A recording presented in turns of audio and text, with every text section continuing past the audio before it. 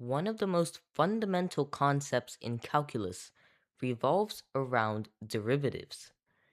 But what are derivatives? So let's start with a simple graph. Let's say I have a function that's y equals 3x. And I ask you, on when x equals 3, what is the slope of this function? What is the rate of change?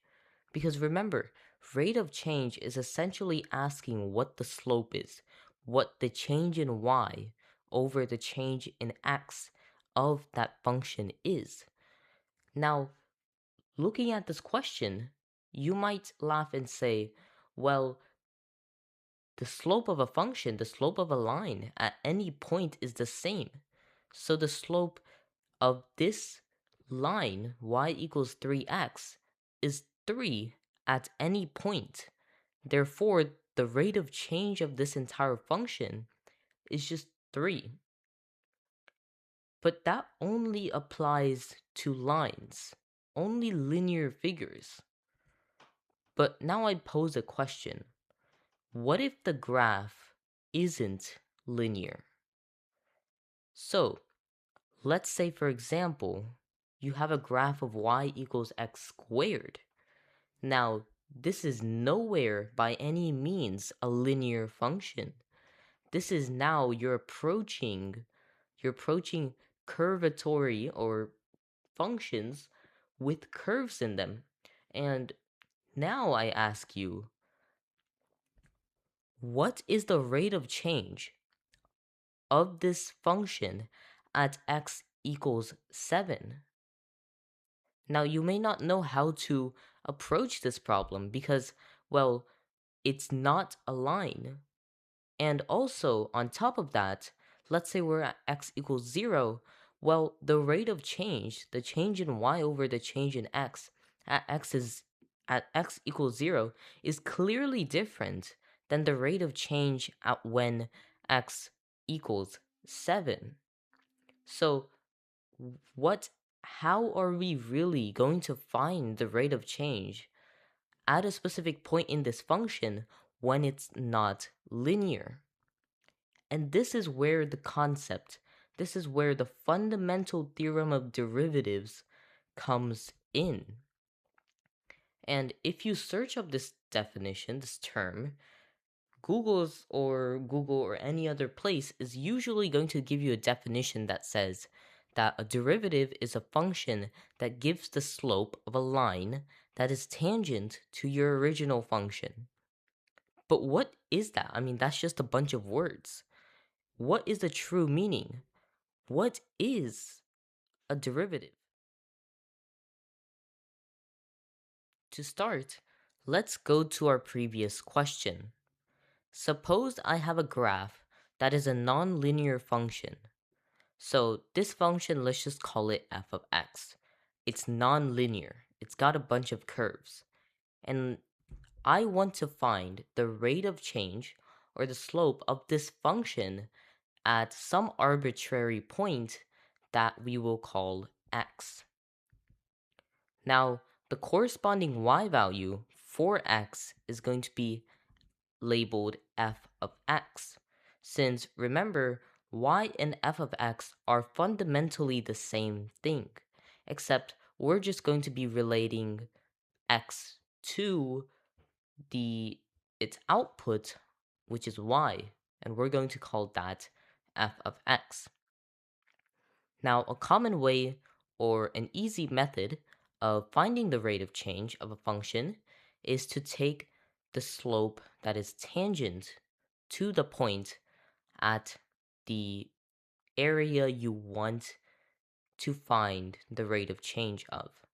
So, what I'm going to do is I'm just going to fundamentally take the slope of the line that passes through x comma f of x and goes through to some arbitrary point on our function.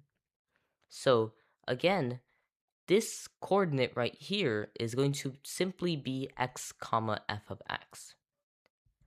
Now, let's say I have another point and I move some distance h from x to get to our new x coordinate of that new line.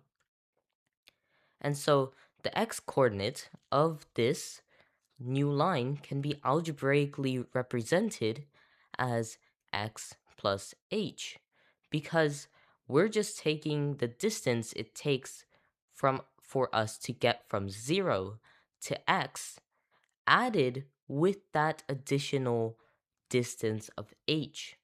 So the x coordinate or the x value of that line is going to be x plus h. And again, the corresponding y value is going to be f of x plus h. So now that we have that out of the way, I'm going to declutter everything and simply have 2 points on this curve here. Now, I'm just going to, in order to find the rate of change or the slope at the point x comma f of x, well, I'm going to just take the slope of the line that passes between x comma f of x and x plus h comma f of x plus h, which is going to be represented by this line, this blue line right here. So my main goal is just finding the slope of that line. Again, the first coordinate can be represented as x comma f of x. The second coordinate can be represented as x plus h comma f of x plus h. And now I'm going to find the slope between these 2 points. So now that we have our 2 coordinates, from algebra you should remember that the slope of a line can be represented as the change in y coordinates over the change in x coordinates. So we can rewrite this as the slope equals y2 minus y1 over x2 minus x1. And we can resubstitute, or we can give our original coordinates names based off of this equation. So for example, x is going to be simply x1 because it's the first x coordinate that appears in our 2 points. Similarly, f of x is going to be y1 because the first y coordinate in our 2 points. X plus h is going to be x2, and f of x plus h is going to be y2. Substituting this into our equation, we get the slope is equal to f of x plus h minus f of x all over x plus h minus x. And on the denominator, we have an x and a negative x. And so those two cancel out very nicely, leaving us the slope between those 2 points to be f of x plus h minus f of x all over h. So we found the rate of change of this line, but that doesn't entirely answer our question. We didn't find the rate of change of this function at one point.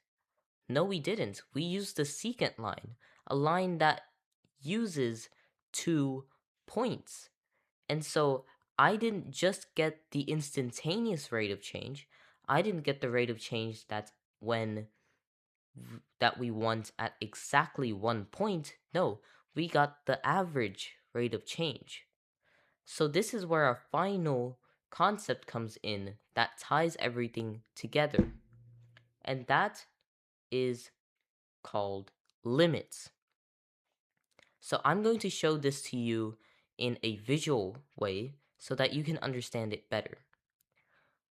So let's say we still have our line, our secant line that's passing through these 2 points. But I just want the rate of change at the first point.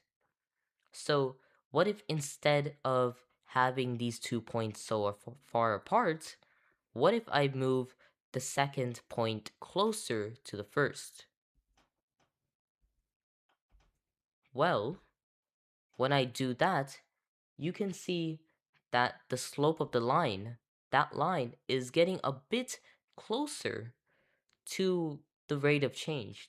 It's getting a bit closer to that tangent line we're looking for at that first point. Now, what if I make it a bit closer? On a microscopic level, it's still not perfect, but it's a lot better at approximating our rate of change. Now I pose another question. What if instead of just getting close to it, what if we bring the second point exactly on top of the first? Well, there, that is when we get our perfect tangent line. That is the true rate of change, the true instantaneous rate of change of this graph. And that is what a derivative is. Now, to explain this algebraically, I'm going to go and revert back to our original graph that we had. Remember that distance between the 2 points? Well, that's represented by the distance h, because the length that's separating the first point and the second point on the graph is this distance h. And so what I'm doing really as I bring these dots closer to each other without moving the first is I'm just decreasing the value of h until h overlaps with that first green dot. When it overlaps, that is when h gets to 0. There is no gap between them. And that is what we're looking for. We're looking for the slope of the line when those two dots are exactly on top of each other. And that is when we introduce the limit as h approaches 0. So as we're getting those distance closer, our rate of change, our slope of our tangent line gets more and more precise until when h is exactly 0, we get the slope of our tangent line. And that is our derivative. The final formula is limit as h approaches 0 of f of x plus h minus f of x over h. And remember, that second part, well, that's just the slope of the line between those two green dots. Except now, I'm squishing them as closely as I can to each other to achieve the true rate of change. And that is what a derivative is. It's the instantaneous rate of change that applies to anything, not just a linear function.